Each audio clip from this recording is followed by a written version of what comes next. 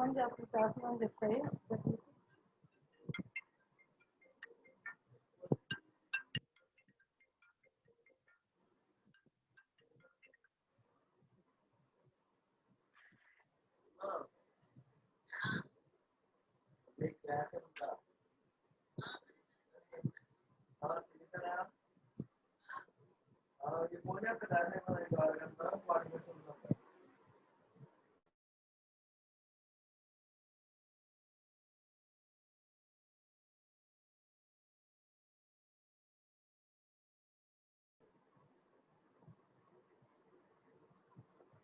Good afternoon to one and all.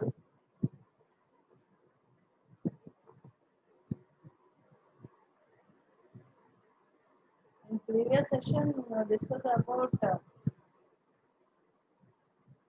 inter-process communication.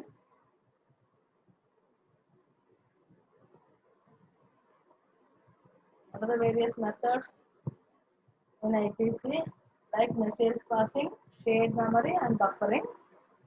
Those are the various methods of IPC.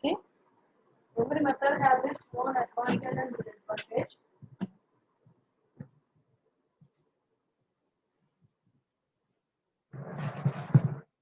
In message passing, you have direct communication and indirect communication.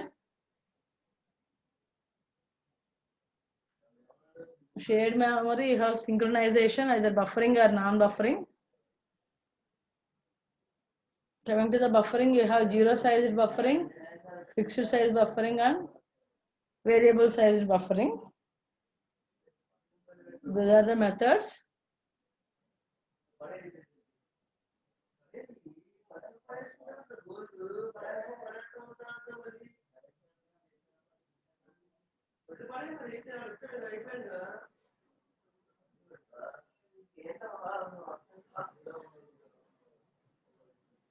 In today's session, explain about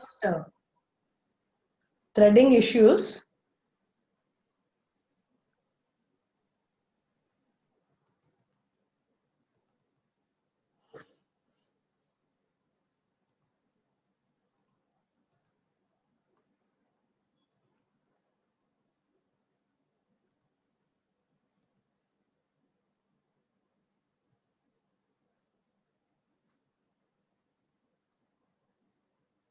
OS will play a vital role in execution of all the processes.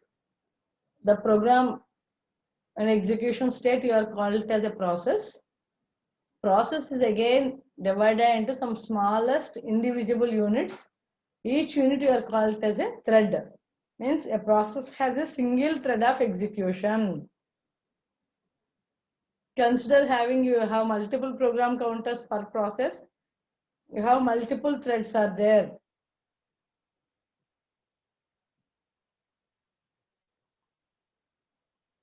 This is the multi-threaded server architecture. Client will send the request to the server. Then it creates one thread that thread will execute the service received by the client and process the service.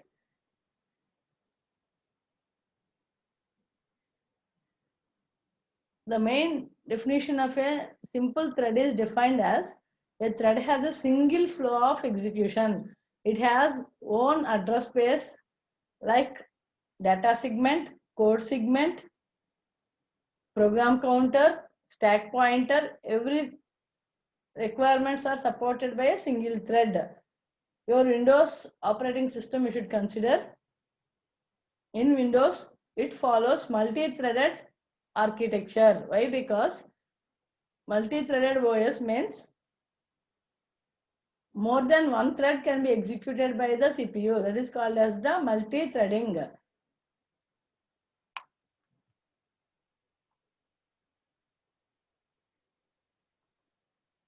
The main benefits of these threads are responsiveness, resource sharing, economy, and scalability. I explain one by one benefit. Responsiveness. It may allow continued execution if the part of process is blocked, especially important for user interfaces. Means if any process is in blocked state, even though the background threads are executed, means it gives the faster response to the user.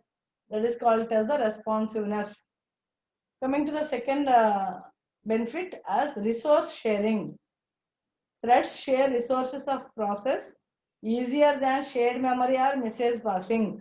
If in case of process communication IPC, you have to use either shared memory or message passing. When compared to that, threads will share the resources of process, and resource sharing is easy in case of threads when compared to the process sharing. Economy, cheaper than process creation. Cheaper than process creation. Thread switching, low overhead than context switching. In case of process scheduling, one process moves to the other process, more number of context switches are increased, then the cost is also increased in case of scheduling. But in case of threads, the process creation, termination, context switching are very less cost. That's why threads are economy. Scalability. Process can take advantage of multi-processor architecture. Means multiple CPUs are connected together. That is called as either symmetric multiprocessing or asymmetric multiprocessing. Based upon this, it provides better advantage than the process scalable. Now multi-core programming. Multi-core means you have multi-processor system. Then it divides the activities, balance the load, data splitting, data dependency, testing and debugging. In case of multi-programming or multi-processing, the programs are executed by means of either parallelism or concurrency. Parallelism implies a system can perform more than one task simultaneously. That is called as parallel computation. Parallel computation means concurrency supports more than one task making a progress. Means single processor you are called as concurrency by applying various scheduling policies. See this diagram. Concurrency versus parallelism. Concurrent execution on a single core system. Single core you have T1, T2, T3, T4. Based upon applying any one of the scheduling algorithm, either FCFS or SJF or round robin or preemptive or SRTF or priority, apply any one of the algorithm. One process is going to be executed by the CPU single core. The other process must be go to the blocked state or waiting state. In the similar fashion, the execution done by one after other. T1 followed by T2, then T3, then T4. Again T1 repeated. If it is completed, it is terminated. T2, T3, T4, T1, so on. That is called as the concurrent execution. Concurrent execution on single core system. We have only one CPU is available. Based upon the time slice, the T1, T2, T3, T4 processes are going to be executed. Coming to the parallelism or parallel computing on multi-core system means more than one CPU is there. Here core means CPU. More than one CPU, core 1, core 2. First CPU executes T1 and T3 jobs. Second CPU may execute T2 and T4 jobs by interleaving. First T1 will be executed, T3 will be in blocked state, T1 is executing, again T3 will be in blocked state, one will be executed, other T3 is in execution state, for example, T1 may goes to the blocked state. That is called as the interleaving in between the CPU execution. By CPU 2 or core 2, you have T2 and T4, two jobs. T2 is in execution state, T4 is in waiting state. Likewise, it will continue the execution.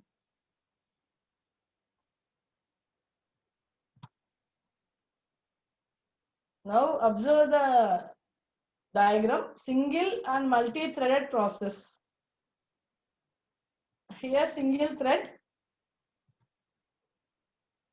a process has a single thread. For example, it has a single flow of execution. For that execution, it needs code segment, data segment, files, registers, stack. These are the code segment, data segment, files, registers, stack, and program counter. These are the required for execution by a thread. Single thread will execute. In case of multi-threaded process, more than one process is going to be executed. Then it have code segment, data segment, files, all together.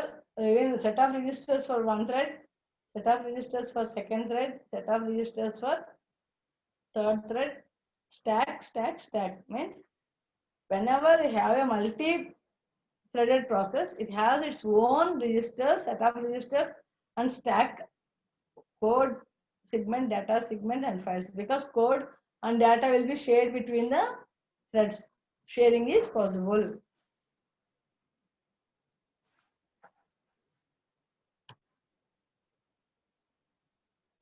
A thread has a single flow of control, that is single threading. In case of multi-threading, multiple threads of flow means more than one thread is executed concurrently or either parallelly. That is called as a multi-threading.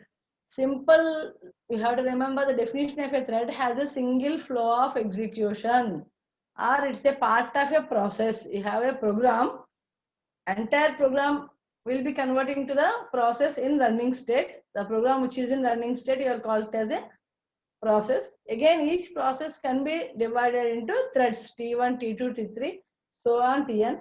If you have only T1, that is called as single T, single threaded process. If it contains more than one thread, it is called as a multi-threaded process. Mainly two types of threads, user threads and kernel threads. There are two types of threads provided by the operating system, user threads and kernel threads. User threads created by the user and management done by the user level threads library. Means entire user can execute the user level application programs with the help of user threads. User only creates the threads and management also done by the user itself. Three primary thread libraries in case of user threads are POSIX threads or P threads, Windows threads, Java threads. Everybody know Java is a multi-threaded operating system. It will support more than one thread execution. More than one thread execution. That library will support all the thread handling functions like a run method to execute a particular thread, wait method to stop for some specified amount of time, longer time, we have to use wait, sleep for very shortest span of time like milliseconds. You have to use sleep method, suspend method, get priority and set priority. Again, get priority and set priorities are the methods to set the priority values by the user. First of all, you want to set the priority values. Normally, they have three priority ranges. One has normal priority, minimum priority, and max priority. Min, max, and norm priority. Normal priority value is 5, max priority value is 10, and normal priority is 1. Always the priority ranges from 1 to 10 only.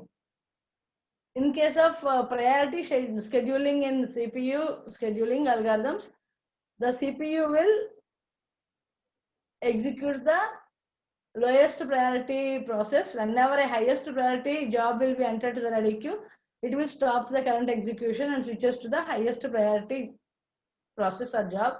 In the similar fashion, whenever you have the highest priority thread will be entered to the ready queue, automatically the CPU switches from lowest priority thread to the highest priority thread. Here also thread priority is play a vital role in thread scheduling.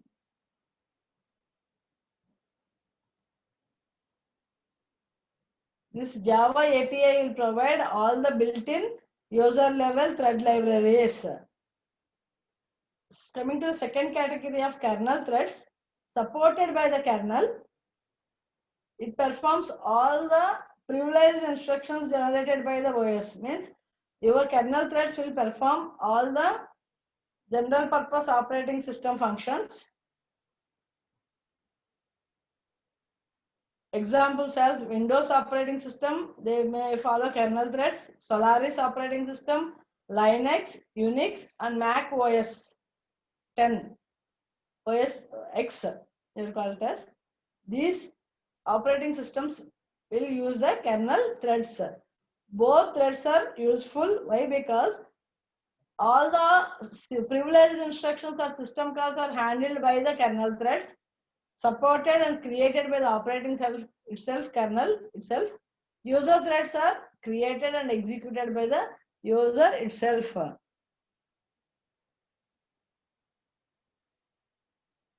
Multi-threading model. Single thread, now we have only one thread, separate program counter, separate stack pointer, code segment, data segment, and files, registers, all will be available and used by that single thread only. In case of multi-threading, you have three types of multi-threading models are there: one-to-one, many-to-one, and many-to-many.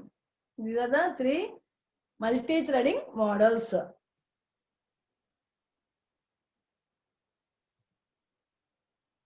First of all, one-to-one thread. Here, each user level threads map to the single kernel thread. Means there is a mapping or association between one U to one K, one user to one kernel. Again, one user, one kernel, one user, one kernel, one user, one kernel. Means it provides more concurrency. Means first task completed, then second task, because each separate user gets the separate kernel thread. The concurrency of all the thread execution is going on. But here, how many number of threads per process is restricted due to overhead. Means your entire program may be divided into 5 threads: T1, T2, T3, T4, T5. Only that number may be executed.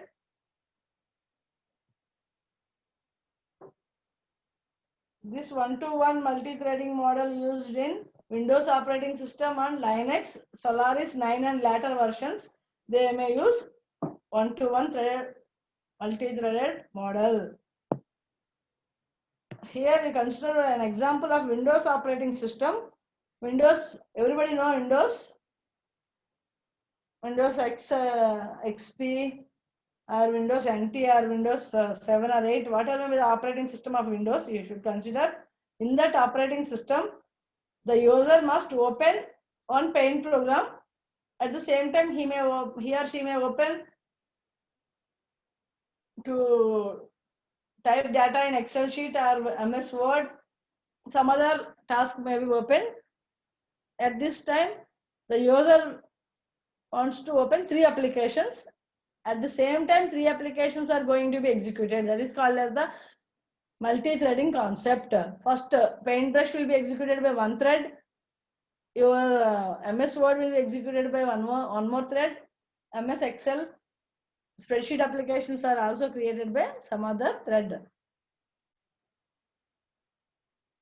In MS Word, you have the spell check, grammar corrections,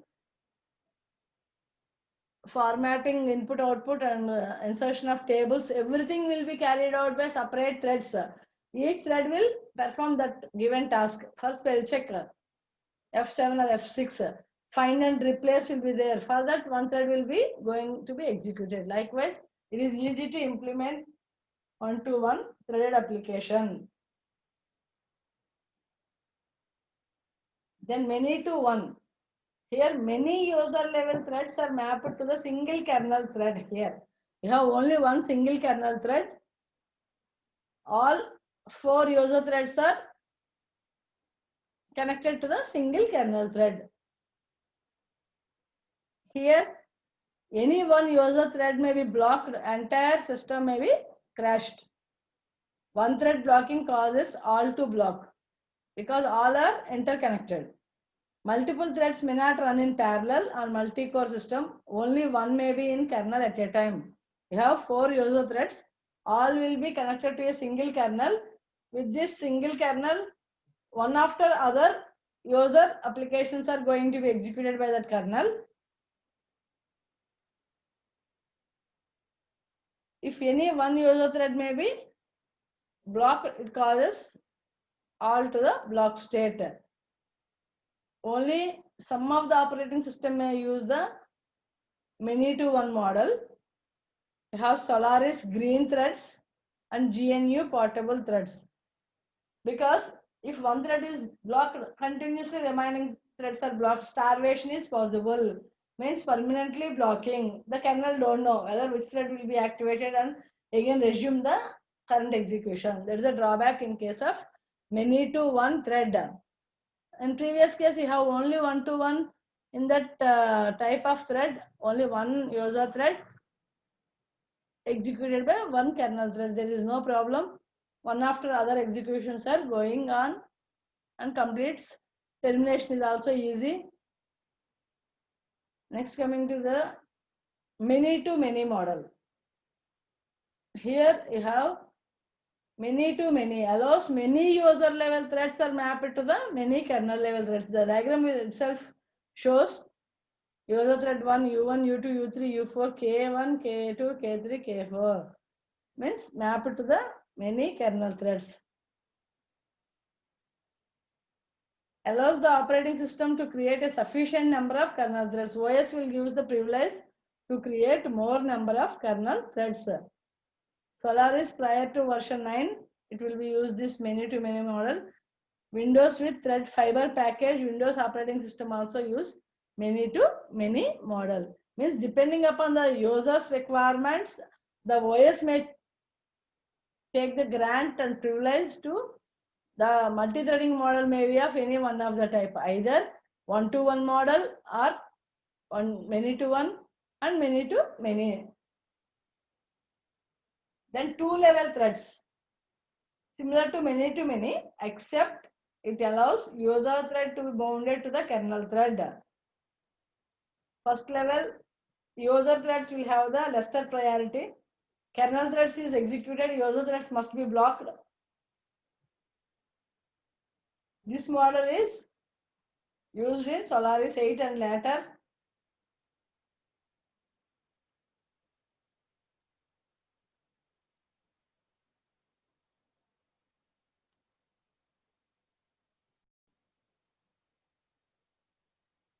Now let us discuss about the differences between process and a thread. Process and thread. It's a very important question. Based on some parameters, you have to differentiate between process and thread. Definition: process means a program is in execution. Thread means a segment or a part of a process. Thread means a part or a segment of a process. Lightweight. The process is not lightweight. It is a heavyweight. Process is a heavyweight. Threads are lightweight because entire process you have to divide it into some segments or some modules. Each module you are called as a lightweight thread. Termination time. The process takes more time to terminate because the process have address space like stack pointer, instruction registers, and some program counter. Everything will be shared with the process only. That's why it takes more time to terminate. The thread takes less time to terminate because the entire execution will be done by single thread. It's a part of a program. That's why easy to terminate. Entire program needs more time to terminate. Creation time. It takes more time for creation. It takes less time for creation. Normally in Java, you have to create single line thread T is equal to new thread. The constructor will create a new thread and T dot start starts the execution. T dot run, it switches to the execution state. It's very easy to create. Communication. The communication between processes needs more time compared to the threads. Already you have message passing and synchronization or shared memory. With these techniques, it takes more time to provide inter-process communication. In case of inter-thread communication, the communication between threads requires less time compared to the process.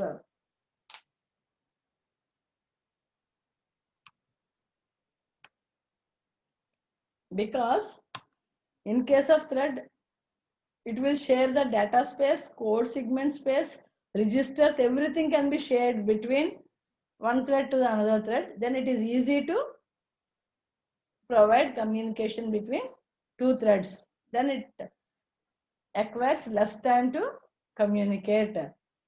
Then context switching time. It takes more time for context switching. In case of a process, you have to apply any process scheduling algorithm like FCFS or SJF or round robin. In case of non-preemptive, you have to identify more number of context switchings. Why? Because the CPU switch from one process to the other process. The time will be more in case of process. It takes less time for context switching in case of threads. Because T1 is some small part of a process, then it is easy to execute, and context switching is also needs less time to complete that switching. Resources. Process consumes more resources because it's a heavyweight process. It needs all the resources like printers, plotters, files, memory, CPU, everything. It needs more number of resources to execute. Thread consumes very fewer resources because always a part of a process. Means some child process you are called as a thread. Some little bit of portion you are called as a thread. That for that execution it needs less number of resources. Treatment by OS.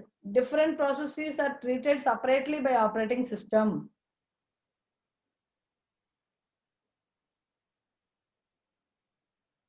In case of threads, all the level peer threads are treated as single task by operating system. Means all levels, first level thread, second level, peer level threads are considered as a single task by operating system. Memory. The process is mostly isolated. Means the memory cannot be shared. Because within the memory, the CPU only move from one process to the other process. Directly, the memory cannot be shared. Whenever the OS will use the signal to share the memory, then only it is possible to share the memory. Otherwise, the process is mostly, entire process must be kept in the main memory. Within that memory, one process completes execution and terminated. The next process is going to be executed in the main memory. That's why you are called as isolated. You are called as isolated by the CPU. Here, in case of threads, share memory because resource sharing is possible in case of threads. Again, sharing, it does not share data. Why? Because if it is a two types of processes I explained in the last class. One has independent process, second one has cooperative process. Cooperative process only shares the provides communication. Independent process may not provide the shared data. Here threads share data with each other. While the sharing, then easy to execute the threads execution.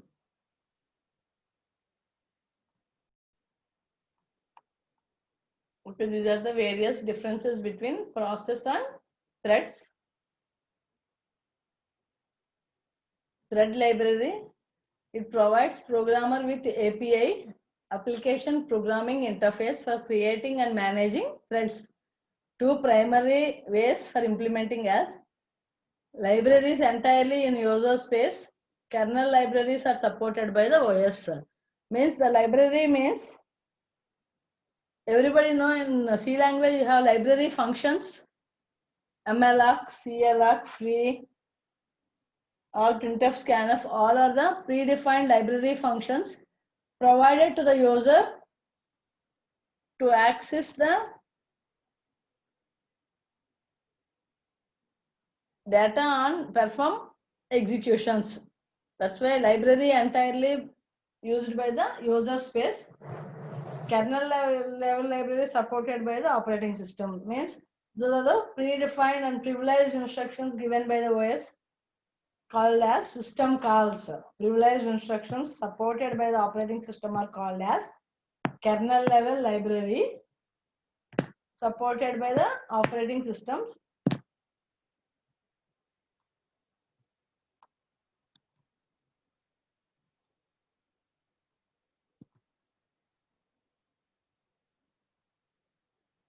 I want to give an example. You have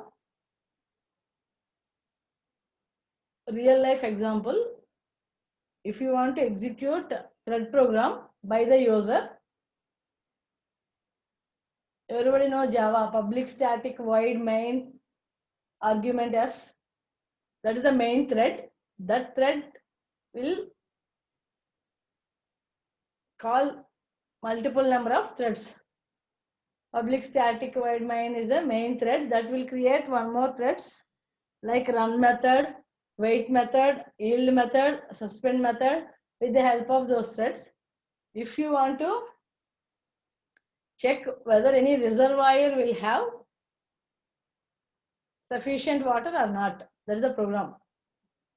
You have to create main thread, then that program will be divided into 3 threads. First T1 checks the reservoir level. Means you have to accept the input from the user. What is the current level of the reservoir, water level of the reservoir. Then the user will enter. What is the predefined value in the by the flood committee. Compared with the 2 values, if it is more, then it raises some exception. Means overflow water. There is a damage to the dam. For the second thread, this thread will compare values to the previous values and it is lesser, then there is no damage to the bridge. Then both are equal values.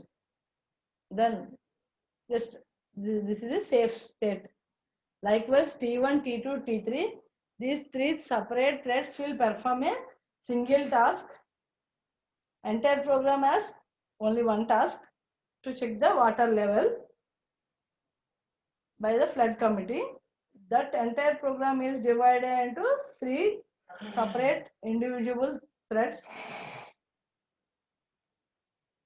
Finally, the output will be the generated to the main method and it will display to the system.out.println statement. The output will be displayed to the screen. This is called as the multi-threading concept. Means entire program is divided into more than 2 threads, T1, T2, T3. For example, consider one more example, a bank account. Normally bank account, the customer will have either savings account or current account. It creates an account. What are the transactions performed by the bank means either withdrawal or deposit or ever check the current balance. Those are the 3 operations performed by the bank normally. Means here the user wants to create 3 threads. T1 dot start, T2 dot start, T3 dot start. Each thread has a separate specific task. First, T1 will perform withdrawal operation. T2 performs deposit operation. T3 performs check the balance, account balance. And final main method will display the balance to the user. That is the program. Then you have T1 thread will be created. Thread T equal to new thread. T1 dot start, enter. If you want to withdraw the amount, it should be less than or equal to the available balance. Then minimum balance as, for example, 1000. In your account you have 10,000. The user wants to withdraw 9,000, then it is possible. The user may want 10,500, it is not possible. Then T1 dot withdrawal, user defined function you have to write and call with the thread. For example, there is no balance, then it displays the error message as insufficient funds. Otherwise, if the account holder will have sufficient funds, withdrawal amount equal to amount minus 5,000, whatever the amount you want to, main balance amount minus deducted amount. Now 10,000 you have to withdraw 9,000, remaining balance as 1,000. That entire task is going to be executed by one thread T1. In case of deposit, done by thread T2. Means deposit means the user wants to pay the amount to the bank, to your account. Amount equal to amount plus, you have to add the amount. Then the new balance will be updated. Third thread will execute, display the balance. Means enter the account number. It verifies that account number. What are the previous transactions are going to be performed on that account. Then it displays either current balance equal to either 1,000 or 2,000. The amount will be displayed to the user. This 3 separate threads perform separate indivisible task. Means both are independent also, but all together share the common value. Means data sharing is possible. Your amount only based on amount, the customer amount, based on that amount value you have to add the amount or subtract the amount or check the balance, search the balance.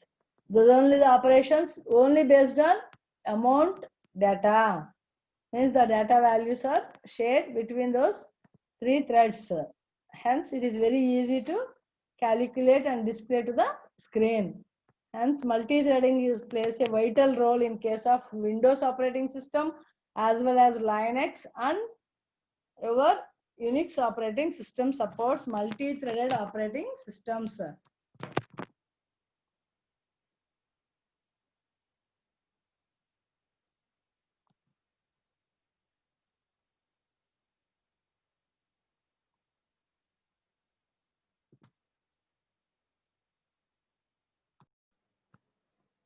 With this, your multi-threading concept is completed. Threading issues.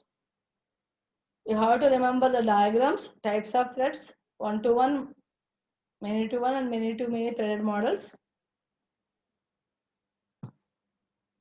With this, your second unit completed, process management.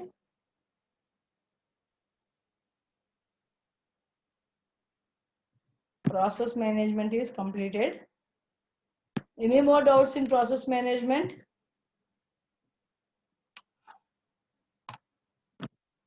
The main foremost function of the operating system as process management and memory management main, because process is the CPU the efficiency will be more by the CPU, and memory utilization is also very less. Based on these two factors only, you can specify that operating system is a fair operating system or a good operating system, you are call it as.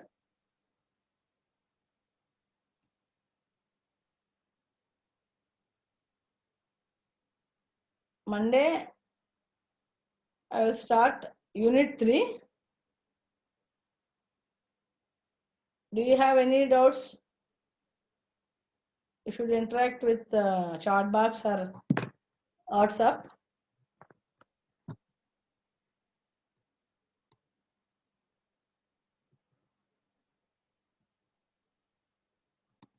Once I have to revise unit 2, process management. These are the topics you have: process concept, process state diagram, operations, control block, PCB, process scheduling, scheduling queues, types of schedulers, scheduling criteria, scheduling algorithms, inter-process communication, IPC, threading issues. These are very, very important.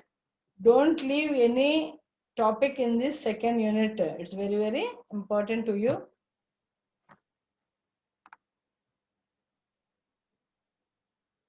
Various scheduling algorithms is very, very important, and differentiate between priority and non-priority,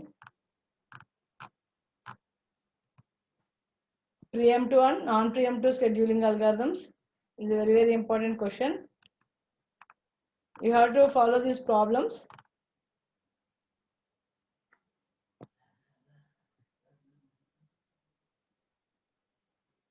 I want to send this PPT by today evening. Unit 2 up to scheduling algorithms, and along we have one more PPT, IPC and threading issues. 3 PPTs I want to forward to you.